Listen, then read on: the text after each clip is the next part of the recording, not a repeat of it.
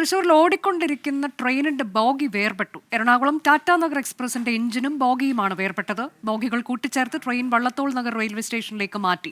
തൃശൂർ ഷൊർണൂർ റൂട്ടിൽ ട്രെയിനുകൾ വൈകുകയാണ്. സൂരജ് സജീവ് വിശദാംശങ്ങളുമായി.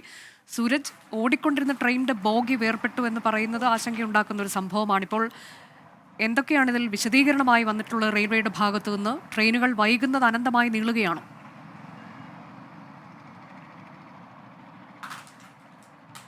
അനുജ, ഒരു വലിയ ദുരന്തം ഒഴിവായതിന്റെ ആശ്വാസത്തിലാണ് ഈ ട്രെയിൻ യാത്രക്കാർ അടക്കമുള്ളത്. ഈ ട്രെയിൻ വള്ളത്തോൾ നഗർ റെയിൽവേ സ്റ്റേഷന് അടുത്തേക്ക് എത്തുന്ന സമയത്താണ് ഈ എഞ്ചിനോട് ചേർന്നുള്ള ബോഗിക്ക് ശേഷം, അതായത് ഒരു ബോഗിക്ക് ശേഷമുള്ള ബാക്കി ബോഗികൾ വേർപെട്ട് മാറുന്നത്. ഈ സമയം ലോക്കോ പൈലറ്റിന്റെ ശ്രദ്ധയിൽ ഈ ബോഗികൾ വേർപെട്ട വിവരം ശ്രദ്ധയിൽപ്പെട്ടു. പിന്നീട് ഈ ട്രെയിൻ നിർത്തുകയും ചെയ്തു. പക്ഷേ ഈ വള്ളത്തോൾ റെയിൽവേ സ്റ്റേഷനിലേക്ക് എത്തുന്നതുകൊണ്ട് തന്നെ ഈ ട്രെയിനിന്റെ വേഗത കുറവായിരുന്നു. അതാണ് ഈ അപകടങ്ങൾ ഒഴിവാക്കിയതെന്നുള്ളതാണ് ഇപ്പോൾ പ്രാഥമികമായി റെയിൽവേ തന്നെ കണ്ടെത്തിയിരിക്കുന്നത്.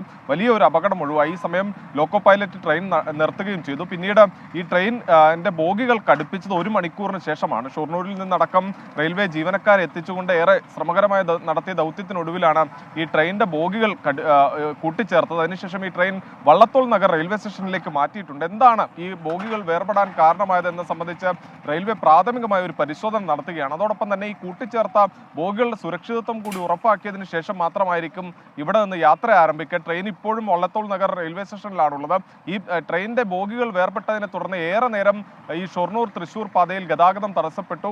തിരുവനന്തപുരത്ത് നിന്ന് കാസർഗോഡേക്ക് പോയ വന്ദേ ഭാരത് എക്സ്പ്രസ് അടക്കം 1 മണിക്കൂറിലധികം നേരം മുളങ്കുന്നത്തുകാവിൽ പിടിച്ചിട്ടു. അങ്ങനെ നിരവധി ട്രെയിനുകൾ ഉൾപ്പെടെ കുടുങ്ങിക്കിടക്കുന്ന ഒരു സാഹചര്യവും ഉണ്ടായി. അനുജ, തൃശൂരിൽ ഓടിക്കൊണ്ടിരിക്കുന്ന ട്രെയിനിന്റെ ബോഗി വേർപെട്ടു. ഇതിൽ എന്താണ് സംഭവിച്ചത് എന്നതിൽ ഒരു പ്രാഥമിക നിഗമനത്തിലേക്ക് റെയിൽവേ ഇതുവരെ എത്തിച്ചേർന്നിട്ടില്ല. അവർ പരിശോധന നടത്തുകയാണ്. ട്രെയിനുകൾ അനന്തമായി വൈകുന്നു എന്നൊരു സാഹചര്യം നിലനിൽക്കുന്നുണ്ട്.